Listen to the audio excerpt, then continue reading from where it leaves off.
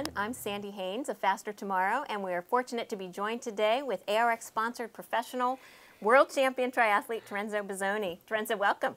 Thanks, Sandy. Good to be here. Great. Terenzo is hot off his decisive victory at the Ironman World Championship 70.3 in Clearwater. Terenzo, how sweet did it feel to cross that finish line first and set a new course record? The sweetest. I've been trying for 3 years to get the title there. First couple of years didn't go too well, and yeah, third time lucky, I guess. So it was.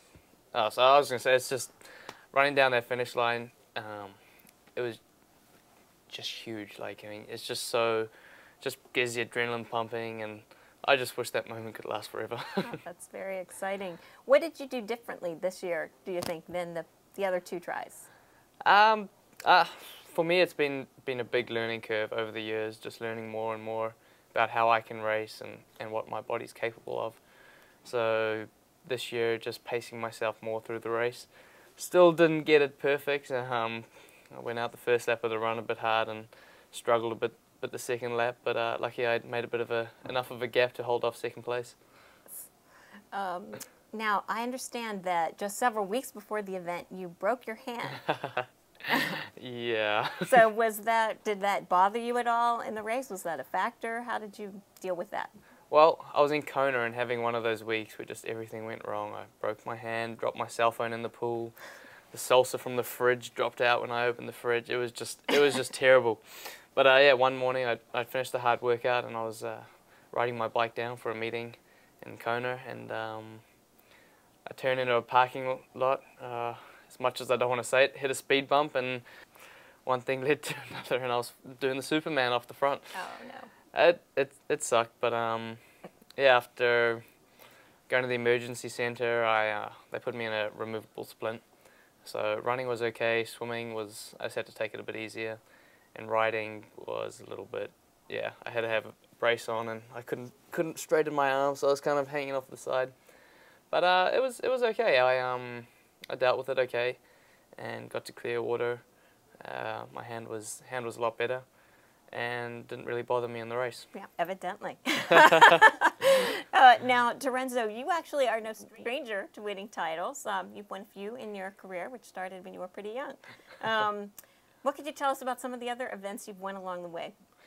So I guess the great ones. I started in 2001. I won the World Junior Duathlon, which was in Rimini in Italy.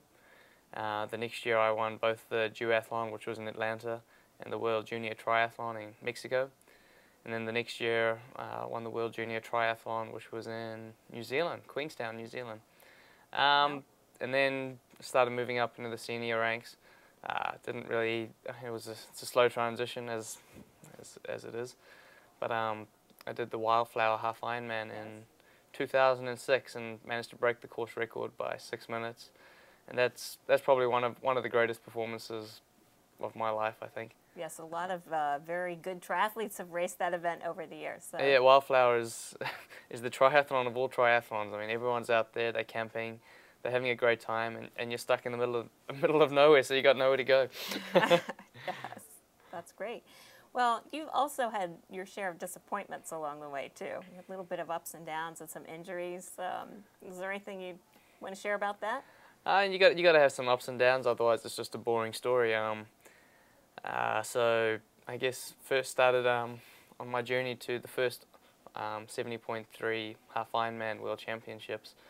Yeah, so it was 2006, end of 2006, and I was training for Clearwater, and I hit a car on my bike, and that that was horrible. But yeah, so I was out of running for a while. I couldn't run. I was still riding a bit and swimming, and yeah, I ended up leaving home early. Just go to Clearwater, just get to Clearwater, and try to get that out of my head.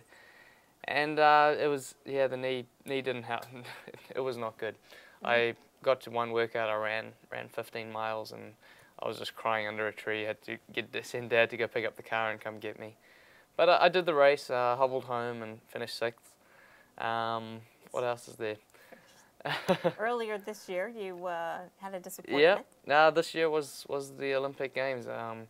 ever since I've been doing sport. I mean, I was a swimmer before I started doing triathlon, and I dreamed of going to the Olympic Games. I still do. But yeah, this year I really thought it was my year. I was going to go there, and I was gonna make a stand. But came down to the selectors' discretion, and I must have drawn the short straw. And yeah, I was off the team. But I guess it was good and bad. I said to myself, everything happens for a reason, and the reason's kind of evident to me now. Yes. I don't know what would have happened if I had gone to the Olympics. If I Well, would you've have. had a stellar year this year, so Thank you. maybe you could, why don't you rattle off some of the big victories you've had this year in the half Ironman series? So, I mean, first after they said, no, you're not going to the Olympics, I won the Xterra, which is off-road triathlon in New Zealand. And then later on in the year, I went and did 3 half Ironmans in, I think it was 15 days. And just thought I'd do something different. Won the first one, got second in the second one after a 4-minute drafting penalty, and won the third one. And then another first in Vineman half Ironman, and second in Singapore. Yes. And then? Oh, and then of course the World Championships. Yes. So we're not saying nah, but it's tempting.